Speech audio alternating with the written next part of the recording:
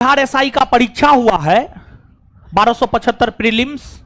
पहला सीटिंग में संभवतः पूछा गया था बिहार का क्षेत्रफल कितना है, तो 94,163 वर्ग किलोमीटर। 94,163 वर्ग किलोमीटर। जो भी थोड़ा बहुत सिंसियर स्टूडेंट है वो जानता है, लेकिन आपको जानकर आश्चर्य होगा कुछ अच्छा विद्यार्थी भी ये प्रश्न में गलती करके आया है। तो इस सब प्रश्न में गलती करने का मतलब समझते हैं? इस सब प्रश्न में गलती करने का मतलब हुआ अपने पैर पर कुल्हाड़ी मारना। समझ गए? तो बिहार, अपना राज्य जो बिहार है, बिहार के विषय में थोड़ा सा हम लोग यहां पर जानने का प्रयास करते हैं। बिहार भारत के 28 राज्यों में से एक राज्य आपको अपना बिहार है। यह है आपको अपना बिहार।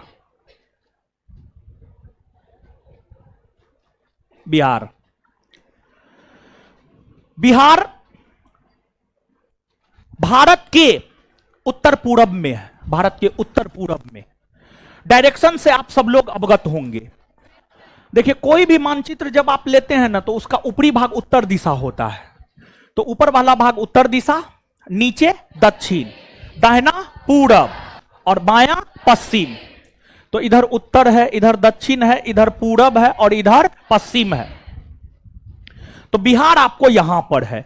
तो बिहार भारत के उत्तरी पूर्वी भाग में है। बिहार भारत के उत्तरी पूर्वी भाग में है। उत्तरी पूर्वी भाग में है। बिहार का क्षेत्रफल 94,163 वर्ग किलोमीटर है। बिहार का क्षेत्रफल 94,163 वर्ग किलोमीटर है। 94,163 वर्ग किलोमीटर है। और बिहार की आकृति आप थोड़ा सा नजर दौड़ाएंगे अच्छा से, तो बिहार की आकृति लगभग आपको आयताकार नजर आएगा। लगभग पूर्णतः तो नहीं, लगभग में आप मान करके चल सकते हैं। बिहार की जो आकृति है वह कैसा है? आयताकार। आयताकार है। और क्षेत्रफल के आधार पर अपना बिहार पूरे भारतवर्ष में 12वां स्थान रखता है। कितना स्थान? 12वां स्थान रखता है। और आप सब लोग इस बात से अवगत हैं कि भारत का क्षेत्रफल अगर आप देखेंगे तो भारत का क्षेत्रफल है 32,87,263 वर्ग किलोमीटर। 32,87,263 वर्ग किलोमीटर ये भारत का क्षेत्रफल है। तो आपसे प्रश्न यह पूछा गया था कि बिहार का क्षेत्रफल भारत के क्षेत्रफल का कितना प्रतिशत है? तो 32,87,263 का x प्रतिशत बराबर 94,163। फिर आप अपना सॉल्व कर लीजिएगा। मैथ थोड़ा बहुत तो आपको आता ही होगा। तो 32,87,263 का x प्रतिशत बराबर 94,163। समझ गए? तो इसको हम कर ही देते हैं। 32,87,263 वर्ग किलोमीटर का यानी गुना x प्रतिशत, x अपॉन 100 बराबर होगा 94,163 वर्ग किलोमीटर। 94,163 वर्ग किलोमीटर। अब मान लिया जाए 32,87,263 गुना x, मतलब 32,87,263 x बराबर 94,163 गुना 100। हम लोग लिख सकते हैं, हाँ या ना? एकदम से लिख सकते हैं। तो 94,163 गुना 100 अपॉन 32,87,263 होगा। अब आप अपना जोड़ घटाव गुना भाग कर लीजिएगा ना, तो ये ऑन अप्रोक्सीमेट आ जाएगा 2.86। कितना आ जाएगा? 2.86 आ जाएगा। तो बिहार का क्षेत्रफल भारत के कुल क्षेत्रफल का 2.86% है। बिहार का क्षेत्रफल भारत के कुल क्षेत्रफल का 2.86% है। अब आपको आपके क्वेश्चन का आंसर तो मिल गया, लेकिन इसके अलावे और सब कुछ बात यहां पर आप जानिए। बिहार की अगर हम लोग बात करें, बिहार के चौहद्दी को अगर हम लोग देखें, तो बिहार का जो चौहद्दी है, बिहार के उत्तर में नेपाल है, दक्षिण में झारखंड है, पूरब में पश्चिम बंगाल है और पश्चिम में उत्तर प्रदेश। बिहार एक अंतरराष्ट्रीय सीमा भी बनाती है और बिहार अंतरराष्ट्रीय सीमा बनाती है नेपाल के साथ। एक बार बीपीएससी के परीक्षा में यह प्रश्न पूछा गया था, निम्नलिखित में से कौन ऐसा भारतीय राज्य है जो नेपाल के साथ सीमा बनाती है? निम्नलिखित में से कौन ऐसा भारतीय राज्य है जो नेपाल के साथ सीमा बनाती है? नेपाल के साथ सीमा बनाती है। अब आप देखिए ऑप्शन में क्या क्या था। तो ऑप्शन में था आपको उत्तर प्रदेश, ऑप्शन में था उत्तर प्रदेश मध्य प्रदेश, फिर दूसरा ऑप्शन में था उत्तर प्रदेश छत्तीसगढ़, तीसरा ऑप्शन में था बिहार और सिक्किम, बिहार और सिक्किम, फिर चौथा ऑप्शन में था पश्चिम बंगाल और असम। इस प्रकार से अन्य ऑप्शन थे।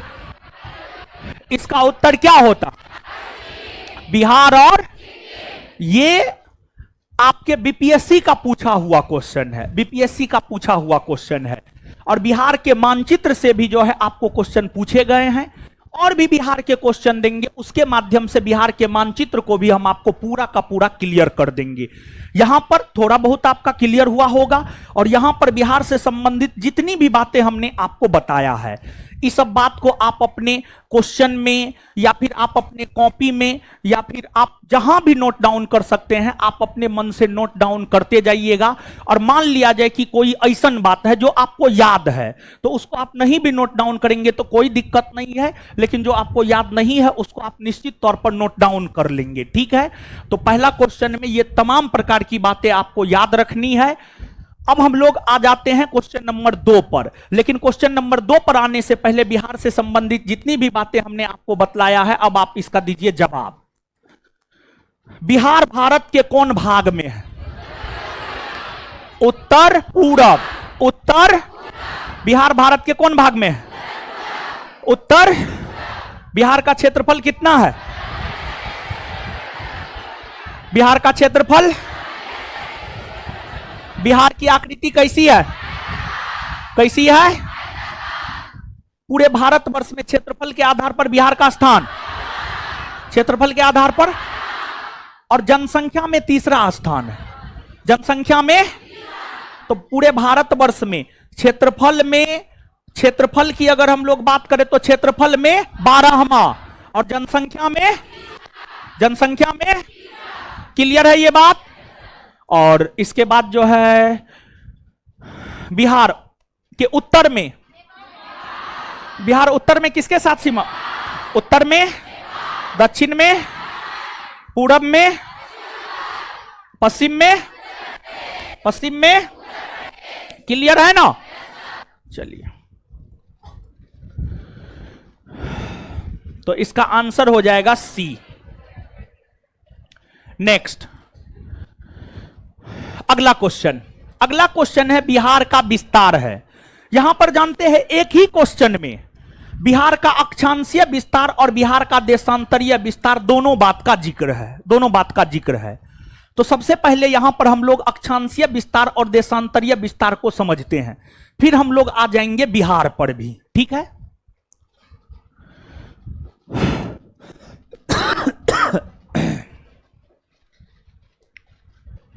देखिए, ध्यान दीजिएगा, पृथ्वी है। पृथ्वी की अगर हम लोग बात करें तो पृथ्वी को कुल 179 अक्षांश रेखा, 179 अक्षांश रेखा और 360 देशांतर रेखा, 360 देशांतर रेखा में बांटा गया है। पृथ्वी को 179 अक्षांश रेखा और 360 देशांतर रेखा में बांटा गया है। अब आप यह जो मानचित्र देख रहे हैं, इस मानचित्र पर आप अगर थोड़ा सा गौर करेंगे तो एक लाइन आपको उत्तर से दक्षिण में खींचा हुआ है और एक लाइन आपको पश्चिम से पूरब में खींचा हुआ है, पश्चिम से पूरब में खींचा हुआ है। उत्तर, दक्षिण, पूरब, पश्चिम अभी तुरंत हम आपको बताए हैं। ऊपरी भाग उत्तर हो जाएगा, नीचे वाला भाग दक्षिण हो जाएगा, दाहिना भाग पूरब हो जाएगा और बायां भाग पश्चिम हो जाएगा। बायां भाग क्या हो जाएगा? पश्चिम। बायां भाग हो जाएगा पश्चिम, ठीक है। तो एक लाइन उत्तर से दक्षिण में खींची हुई है, उत्तर से दक्षिण में जो लाइन खींची हुई है यही है आपको देशांतर रेखा, और पूरब से पश्चिम में जो लाइन खींची हुई है यही है आपको अक्षांश रेखा। क्या है? अक्षांश रेखा। अब आप देखेंगे भारत का अक्षांशीय और देशांतरीय विस्तार। भारत का अक्षांशीय और देशांतरीय विस्तार अगर आप देखेंगे तो देखिए, ध्यान दीजिएगा, आप सब लोग इस बात से अवगत होंगे, पृथ्वी के केंद्र से होकर 0 डिग्री अक्षांश रेखा गुजरती है, जिसे कहते हैं हम लोग विषुवत रेखा। यह है आपको विषुवत रेखा। विषुवत रेखा के ऊपर जाएंगे उत्तरी गोलार्ध, नीचे आएंगे दक्षिणी गोलार्ध, और भारत है आपको यहां पर, भारत है विषुवत रेखा के ऊपर यानी उत्तर में, अर्थात भारत है आपको उत्तरी गोलार्ध में, उत्तरी गोलार्ध में। अब आप सब लोग जानते हैं 0 डिग्री अक्षांश रेखा अर्थात विषुवत रेखा से ऊपर जाइएगा तो 90 डिग्री तक उत्तरी अक्षांश रेखा मिलेगा। 0 डिग्री, फिर 1 डिग्री उत्तरी अक्षांश रेखा, 2 डिग्री उत्तरी अक्षांश रेखा, 3 degree, 4 degree, 5 degree, 10 degree, 20 degree, 30 degree, 40 degree, 50 degree, फिर 90 डिग्री तक उत्तरी अक्षांश रेखा मिलेगा। तो जो भारत है, भारत का विस्तार उत्तरी गोलार्ध में 0 डिग्री अक्षांश रेखा से 90 डिग्री उत्तरी अक्षांश रेखा के बीच में है, जिसमें भारत का अक्षांशीय विस्तार है आपको 8 डिग्री 4 मिनट उत्तरी अक्षांश रेखा से लेकर के 37 डिग्री 6 मिनट उत्तरी अक्षांश रेखा, 37 डिग्री 6 मिनट उत्तरी अक्षांश रेखा। यह है भारत का अक्षांशीय विस्तार। भारत का अक्षांशीय विस्तार है 8 डिग्री 4 मिनट उत्तरी अक्षांश रेखा से 37 डिग्री 6 मिनट उत्तरी अक्षांश रेखा। तो जब भारत का अक्षांशीय विस्तार 8 डिग्री 4 मिनट उत्तरी अक्षांश रेखा से 37 डिग्री 6 मिनट उत्तरी अक्षांश रेखा है, भारत में ही बिहार आता है, से 37 डिग्री 6 मिनट उत्तरी अक्षांश रेखा है, भारत में ही बिहार आता है। तो बिहार का अक्षांशीय विस्तार 8 डिग्री 4 मिनट उत्तरी अक्षांश रेखा से 37 डिग्री 6 मिनट उत्तरी अक्षांश रेखा के बीच में होगा, हां या ना?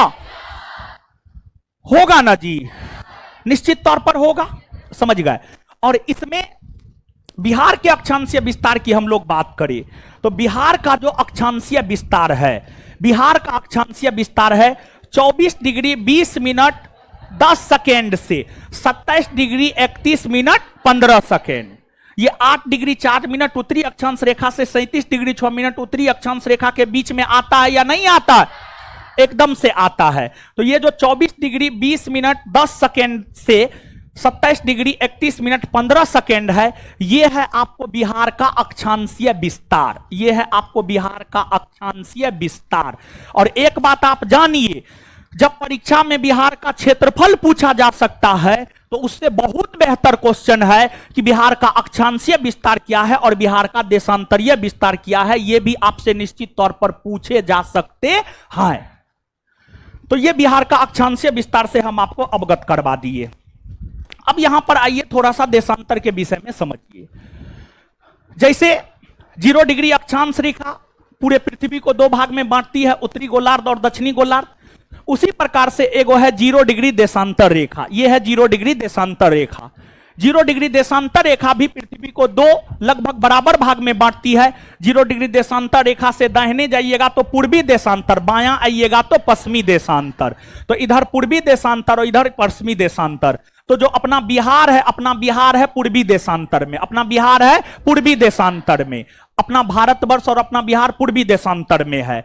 अब यहां पर आप देखिएगा 0 डिग्री से इधर जाइएगा तो 1 डिग्री पूर्वी देशांतर रेखा, 2 डिग्री पूर्वी देशांतर रेखा, 3 डिग्री पूर्वी देशांतर रेखा और ऑनवर्ड 180 डिग्री तक पूर्वी देशांतर रेखा मिलेगा। तो 0 डिग्री देशांतर रेखा से 180 डिग्री पूर्वी देशांतर रेखा के बीच में ही है अपना भारतवर्ष, जिसमें भारतवर्ष का जो देशांतरीय विस्तार है, भारतवर्ष का देशांतरीय विस्तार है 68 डिग्री 7 मिनट पूर्वी देशांतर रेखा से लेकर के 97 डिग्री 25 मिनट पूर्वी देशांतर रेखा। यह है आपको भारत का देशांतरीय विस्तार। 68 डिग्री 7 मिनट पूर्वी देशांतर रेखा से लेकर के 97 डिग्री 25 मिनट पूर्वी देशांतर रेखा, यह है भारत का देशांतरीय विस्तार। और भारत में ही बिहार है, तो बिहार का जो देशांतरीय विस्तार होगा इसी के बीच में होगा, हां या ना? एकदम से इसी के बीच में होगा।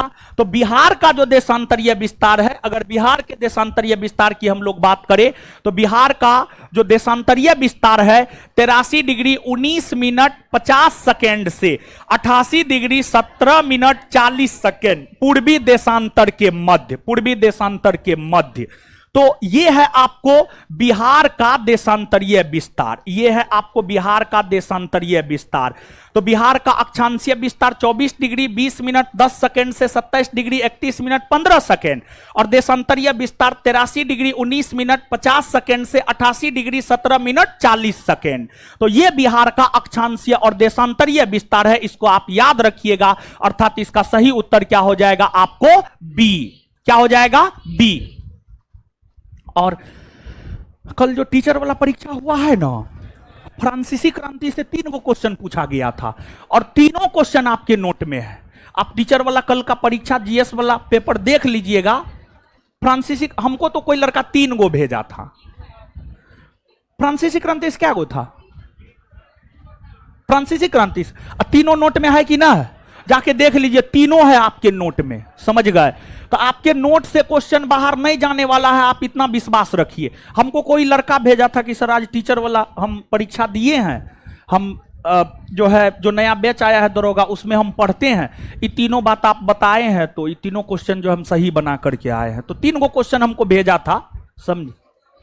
1857 से भी था। हाँ होगा, अरे नोट से बाहर नहीं जाएगा महाराज, आप काहे चिंता करते हैं? समझे? नोट से बाहर क्वेश्चन जाएगा। अच्छा एक बात बताइए, लोग 2 गो 4 गो 5 गो रिजल्ट दिखाता, हम तो पूरा क्लासरूम भर के रिजल्ट दिखाते हैं। समझ गए? तो ऐसे थोड़े मटेरियल से क्वेश्चन लड़ता है, विद्यार्थी बना करके आता है, तब क्लास भर के रिजल्ट दिखाते हैं। समझ गए? ऐसे दरोगा फैक्ट्री थोड़े कहा जाता है। चलिए, तो आंसर हो जाएगा बी। अरे आप पढ़ ना लीजिए महाराज, आप कोई परीक्षा दीजिएगा जीएस आधारित, आप बेहतर परफॉर्मेंस कीजिएगा, चाहे कोई भी परीक्षा दीजिए जीएस आधारित। क्लियर है ये बात? आगे बढ़ ना जाए। और अब यहां पर थोड़ा सा, ठीक है, थोड़ा सा समझ लीजिए। यहां पर बिहार का अक्षांशीय और देशांतरीय विस्तार आपने देखा है, बिहार का अक्षांशीय और देशांतरीय विस्तार आपने देखा है। तो अब यहां पर ये भी बात जान लीजिए कि बिहार उत्तर से दक्षिण में कितना किलोमीटर में फैला हुआ है, पूरब से पश्चिम में कितना किलोमीटर में फैला हुआ है कि ना? तो बिहार उत्तर से दक्षिण और पूरब से पश्चिम है, वो तो भारत का है जी। ठीक है, 483 और 345। ठीक है, तो देखिए ध्यान दीजिएगा, उत्तर से दक्षिण की अगर आप बात करेंगे तो 345, और पूरब से पश्चिम की अगर आप बात करेंगे तो 483। 483, इस बात को भी आप याद रखिएगा। तो बिहार का जो है उत्तर से दक्षिण में विस्तार 345 किलोमीटर, और जो है सॉरी हाँ, उत्तर से दक्षिण में 345, पूरब से पश्चिम में 483 किलोमीटर। समझ गए? तो इस बात को भी आप याद रखिएगा। अब यहां पर कुछ हम लोग देखते हैं।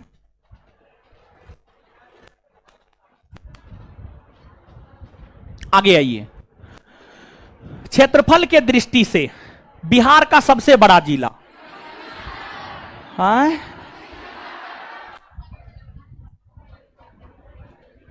क्षेत्रफल के दृष्टिकोण से सबसे बड़ा जिला है पश्चिमी चंपारण। पश्चिमी चंपारण। और सबसे छोटा कौन है जानते हैं? शिवहर। कौन है? तो क्षेत्रफल के आधार पर सबसे बड़ा जिला पश्चिमी चंपारण और सबसे छोटा शिवहर। सबसे छोटा शिवहर। तो दोनों बात आप याद रख लीजिएगा। तो आंसर हो जाएगा पश्चिमी चंपारण। नेक्स्ट, निम्नलिखित राज्यों में से क्षेत्रफल के दृष्टि से बिहार किसके सबसे समीप है? तमिलनाडु, अरुणाचल प्रदेश, पश्चिम बंगाल, झारखंड। पश्चिम बंगाल के सबसे समीप है। देखिए, क्योंकि तमिलनाडु का क्षेत्रफल है 1,30,000 वर्ग किलोमीटर के आसपास, अरुणाचल प्रदेश का है 83,000 वर्ग किलोमीटर के आसपास, पश्चिम बंगाल का है आपको 88,000 वर्ग किलोमीटर के आसपास। 88,000। तो सबसे समीप है बिहार का क्षेत्रफल जो है, क्षेत्रफल के दृष्टिकोण से बिहार पश्चिम बंगाल के सबसे समीप है। नेक्स्ट, बिहार का कौन जिला जिसकी सीमा उत्तर प्रदेश और झारखंड दोनों को स्पर्श करती है? कौन है आपको? देखिए ध्यान दीजिएगा, आप यहां पर मानचित्र पर आएंगे, ई वाला बिहार के मानचित्र पर आइए। देखिए यहां पर आप थोड़ा गौर फरमाइएगा। आप सब लोग जानते हैं कि बिहार जो है, बिहार के दक्षिण में झारखंड है ना जी, नहीं झारखंड है, समझ गए। बिहार के दक्षिण में झारखंड है, तो ये है झारखंड, समझ गए। ये जो है, ये वाला एरिया है झारखंड। और बिहार के पश्चिम में क्या है, उत्तर प्रदेश, तो ये वाला एरिया है उत्तर प्रदेश। क्वेश्चन ये पूछा जा रहा है कौन ऐसा जिला है जो कि ऑप्शन के अकॉर्डिंग जो है झारखंड और उत्तर प्रदेश दोनों के साथ सीमा बनाता है। तो यहां पर आपको रोहतास है, रोहतास की अगर आप बात करेंगे तो ये तो झारखंड के साथ सीमा बनाता ही बनाता है। साथ ही साथ अगर आप इधर आएंगे तो इधर जो है आपको यूपी के साथ भी सीमा बनाता है, यूपी के साथ भी सीमा जो है आपको बनाता है। तो इसका उत्तर हो जाएगा आपको रोहतास। क्या हो जाएगा, रोहतास, रोहतास। और सबसे साक्षर जिला कौन है, रोहतासे है। पूरे बिहार में सबसे साक्षर जिला रोहतास, साक्षरता दर सबसे ज्यादा रोहतासे का, रोहतास का आदमी सब पढ़ा लिखा होता है बड़ी। और देखिए आप ध्यान दीजिएगा, अब आप कहिएगा एक के दिन में सब चीज क्लियर हो जाए, तो एक दिन में सब चीज क्लियर होने वाला है। आज अभी तक में कम से कम 10-15 पॉइंट बिहार से रिलेटेड आप जाने या नहीं जाने। बिहार का क्षेत्रफल, बिहार का अक्षांशीय विस्तार, बिहार का सबसे बड़ा जिला, बिहार का सबसे छोटा जिला, समझ गए, बिहार का चौहदी, ये सब चीज जाने। फिर अगले टेस्ट में जो है बिहार से संबंधित और कुछ जानिएगा, फिर उससे आगे धीरे धीरे जो है आपका नॉलेज बढ़ता जाएगा, समझ गए। अब आगे आ जाइए। तो वो जो क्वेश्चन था बिहार के भूगोल से था, अब जो क्वेश्चन है ये सब क्वेश्चन है बिहार के इतिहास से, फिर बिहार के राज्य व्यवस्था से, सब चीज को लेकर के चल रहे हैं हम, समझ गए। 1857 के विद्रोह के समय कुंवर सिंह का उम्र क्या था। देखिए आप सब लोग जानते हैं जो वीर कुंवर सिंह है, वीर कुंवर सिंह का जन्म हुआ है 1777 ईस्वी में। वीर कुंवर सिंह का जन्म कब हुआ है, 1777 ईस्वी में। और 1857 के विद्रोह के समय उनका उम्र पूछ रहा है, तो हमको क्या करना होगा, 1857 में से 1777 को घटा देना होगा। तो जब हम घटाएंगे तो 0, 5 में से 7 जाएगा, यानी 15 में से 7 जाएगा कितना, 8 ना। तो कुंवर सिंह जब 1857 के विद्रोह में भाग ले रहे थे तो उनका उम्र क्या था, 80 बरस ना जी। तो अगर मान लिया जाए इसी ऑप्शन के अकॉर्डिंग हमको टिक करना है तो 75 को टिक करेंगे। किसको टिक करेंगे, लेकिन 75 को टिक नहीं करेंगे, 75 को टिक नहीं करेंगे। हम दिए हुए थे 80 बरस, टाइपिंग वाला मिस्टेक किया है, समझ गए। 70 को 80 बनाइए आप, 70। एक बात हम बता दिए कि अगर एग्जैक्ट आंसर नहीं मिले तो आंसर के करीब का जो होगा उसको आंसर टिक करना है, आंसर के जो करीब का होगा उसको आंसर टिक करना है। और अगर एग्जैक्ट आंसर मिल रहा है तब तो ठीक ही है। तो इसमें आप सुधार कीजिएगा गुरुजी लोग, और लिख लीजिए 80 और इसी को बना लीजिए आप अपना आंसर। क्लियर है, आगे बढ़ना जाए।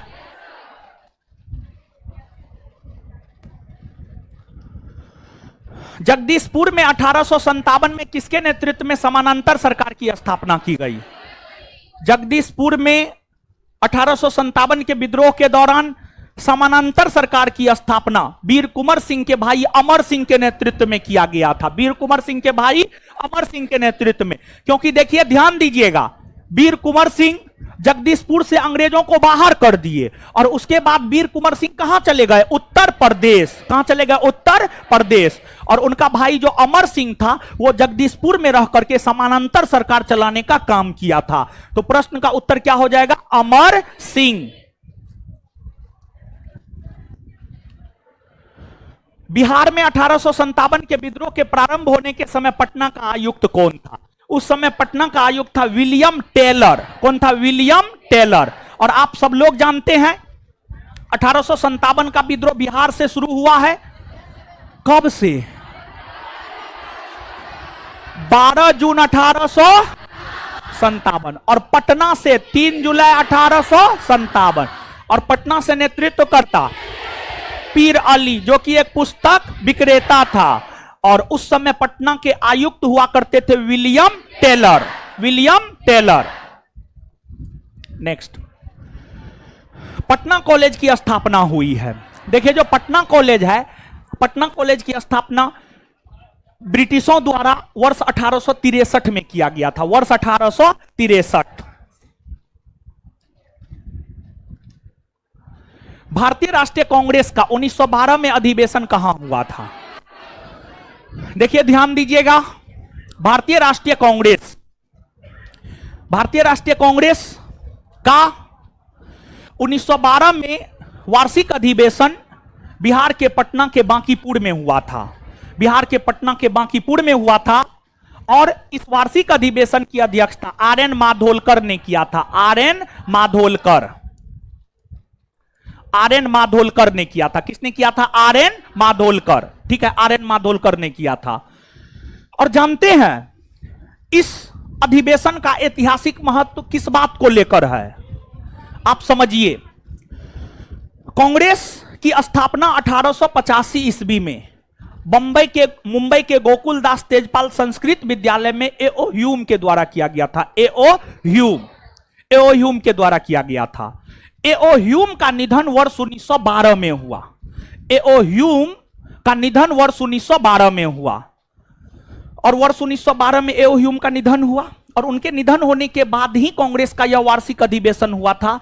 और जब ए.ओ. ह्यूम के निधन होने के बाद कांग्रेस का वार्षिक अधिवेशन 1912 में पटना के बांकीपुर में हुआ, तो कांग्रेस के लोगों ने ए.ओ. ह्यूम को श्रद्धांजलि दिया। कांग्रेस के लोगों ने ए.ओ. ह्यूम को श्रद्धांजलि दिया और इसी अधिवेशन में ए.ओ. ह्यूम को कांग्रेस का जनक या पिता घोषित किया। इसी अधिवेशन में ए.ओ. ह्यूम को कांग्रेस का जनक या पिता घोषित किया। इसी बात को लेकर के यह अधिवेशन जो है काफी ज्यादा महत्व का हो जाता है। और आप इस बात को जानिए, यह जो कांग्रेस का वार्षिक अधिवेशन है, कुछ बुक को अगर आप पढ़ेंगे तो कुछ बुक लिखता है 27वां वार्षिक अधिवेशन है और कुछ बुक लिखता है 28वां वार्षिक अधिवेशन है। तो 1912 के कांग्रेस के बांकीपुर अधिवेशन को जो है कुछ बुक 27वां वार्षिक अधिवेशन लिखता है और कुछ बुक 28वां वार्षिक अधिवेशन लिखता है। किस आधार पर 27वां होगा और किस आधार पर 28वां होगा, इस बात को आप समझिएगा। देखिए, कुछ इतिहासकार का मानना है 1907 में कांग्रेस का जो वार्षिक अधिवेशन सूरत में हुआ, जिसमें कांग्रेस दो भागों में बट गया, जिसे सूरत फूट कहा जाता है। कुछ इतिहासकार यह कहते हैं कि यह अधिवेशन नहीं हुआ था, यह अधिवेशन सफल नहीं हुआ था, यह अधिवेशन हुआ ही नहीं था। तो कुछ इतिहासकार जिनका मानना है कि सूरत में 1907 ईस्वी में कांग्रेस का वार्षिक अधिवेशन हुआ ही नहीं, तो वो 1907 के सूरत के वार्षिक अधिवेशन को कंसीडर नहीं करता है। और जब कंसीडर नहीं करेगा तब 27वां हो जाएगा। और अगर 1907 के सूरत के वार्षिक अधिवेशन को कंसीडर करेगा तब आपको 28वां हो जाएगा। तब आपको क्या हो जाएगा? 28वां। क्या हो जाएगा? 28वां। कुछ दिमाग में गया? और ऐसे यह प्रश्न पूछा है किसी परीक्षा में, आपके बिहार एसआई परीक्षा में भी पूछा है, और ऑप्शन के अकॉर्डिंग 28वां को टिक करना था। क्या टिक करना था? 28वां। तो किस सिचुएशन में 27वां और किस सिचुएशन में 28वां हमने आपको क्लियर कर दिया है, समझ गए। अब जब प्रश्न आएगा ऑप्शन में जो रहेगा, अगर दोनों में से कोई एक है, दोनों में से कोई एक है तो उसको टिक कर देना है, और अगर दोनों है तो इस कंडीशन में 28वां के साथ जाइएगा, ज्यादा बेटर होगा, समझे। चलिए, इसके बाद आप आगे थोड़ा और समझिए। वर्तमान के बिहार की अगर हम लोग बात करें तो वर्तमान के बिहार में कांग्रेस का 2 वार्षिक अधिवेशन हुआ। वर्तमान के बिहार में 2 वार्षिक अधिवेशन हुआ। वर्तमान के बिहार में जो 2 वार्षिक अधिवेशन हुआ, एक तो 1912 बांकीपुर, एगो 1922 गया, 1922 गया। और वहां पर वार्षिक अधिवेशन की अध्यक्षता सी.आर. दास ने किया था, चित्तरंजन दास ने किया था, समझ गए। तो 12, 10, 28, 10, 38, तो वो 38वां था। वो क्या था? 38वां। क्लियर है बात। वर्तमान के बिहार के विषय में हम आपको बताएं। अब आगे, बिहार में होम रूल लीग आंदोलन के संस्थापक थे। देखिए ध्यान दीजिएगा, आप सब लोग इस बात से अवगत हैं, नहीं तो आप अवगत होंगे इतिहास पढ़ते हुए। भारत में स्वशासन की स्थापना हो, भारत में स्वशासन की स्थापना हो, इसको लेकर के 1916 ईस्वी में बाल गंगाधर तिलक और श्रीमती एनी बेसेंट ने होम रूल लीग आंदोलन चलाने का काम किया। जिसमें बाल गंगाधर तिलक ने महाराष्ट्र के क्षेत्र में, श्रीमती एनी बेसेंट ने मद्रास के क्षेत्र में होम रूल लीग आंदोलन चलाने का काम की। और यह होम रूल लीग आंदोलन का प्रसार लगभग पूरे भारतवर्ष में देखने को मिल रहा था। उसमें बिहार में होम रूल लीग आंदोलन के नेतृत्व करता थे मजहरुल हक। कौन थे? मजहरुल हक। मजहरुल हक। बिहार के इतिहास से संबंधित प्रश्न हुआ, और बिहार के इतिहास में भी स्वतंत्रता आंदोलन से ही प्रश्न उठाए हैं, समझ गए। और प्राचीन बिहार के चीजों से भी अवगत करवाएंगे, मध्यकालीन बिहार के चीजों से भी अवगत करवाएंगे, लेकिन धीरे धीरे, ठीक है। अब आगे, अब बिहार के पॉलिटी से यह प्रश्न है। बिहार विधानमंडल में सम्मिलित है। देखिए, बिहार की अगर आप बात करेंगे तो एक बात आप जानिए, भारतीय संविधान के अनुच्छेद 168 को पढ़ेंगे तो भारतीय संविधान का अनुच्छेद 168 आपको विधानमंडल के विषय में जानकारी देगा। भारतीय संविधान का अनुच्छेद 168 विधानमंडल के विषय में जानकारी देता है। अनुच्छेद 168 क्या कहता है पता है? अनुच्छेद 168 यह कहता है, राज्यपाल, विधानसभा, विधान परिषद तीनों को मिलाकर के विधानमंडल का गठन किया जाता है। अनुच्छेद 168 यह कहता है कि राज्यपाल, विधान परिषद, विधानसभा तीनों को मिलाकर विधानमंडल का गठन किया जाता है। और अगर हम लोग बिहार की बात करें तो बिहार द्विसदनीय विधायिका वाला राज्य है। बिहार में विधानसभा भी है और बिहार में विधान परिषद भी है और बिहार में राज्यपाल भी होते हैं। तो बिहार विधानमंडल में राज्यपाल, विधानसभा, विधानमंडल का गठन किया जाता है। अनुच्छेद 168 यह कहता है कि राज्यपाल, विधान परिषद, विधानसभा तीनों को मिलाकर विधानमंडल का गठन किया जाता है। और अगर हम लोग बिहार की बात करें तो बिहार द्विसदनीय विधायिका वाला राज्य है। बिहार में विधानसभा भी है और बिहार में विधान परिषद भी है और बिहार में राज्यपाल भी होते हैं। तो बिहार विधानमंडल में राज्यपाल, विधानसभा, विधान परिषद सभी आ जाते हैं, सभी आ जाते हैं। तो इसका उत्तर हो जाएगा उपर्युक्त सभी।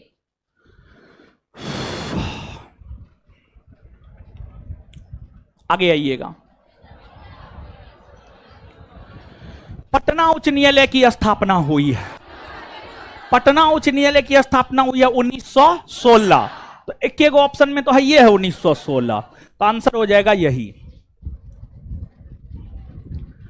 बिहार लोक सेवा आयोग की स्थापना हुई है। देखिए, ध्यान दीजिएगा, समझिएगा। आप भारत शासन अधिनियम 1935 को पढ़िएगा ना, तो भारत शासन अधिनियम 1935 में यह प्रावधान किया गया है कि प्रत्येक राज्य में, भारत शासन अधिनियम 1935 में यह प्रावधान किया गया था कि प्रत्येक राज्य में एक लोक सेवा आयोग का गठन होगा। और फिर धीरे धीरे अलग अलग राज्यों में लोक सेवा आयोग का गठन होना प्रारंभ हुआ। उसी में बिहार में लोक सेवा आयोग का गठन हुआ और बिहार में लोक सेवा आयोग का गठन 1 अप्रैल 1949 ईस्वी को हुआ। कब हुआ है? 1 अप्रैल 1949। तो बिहार में लोक सेवा आयोग का गठन हुआ है 1 अप्रैल 1949।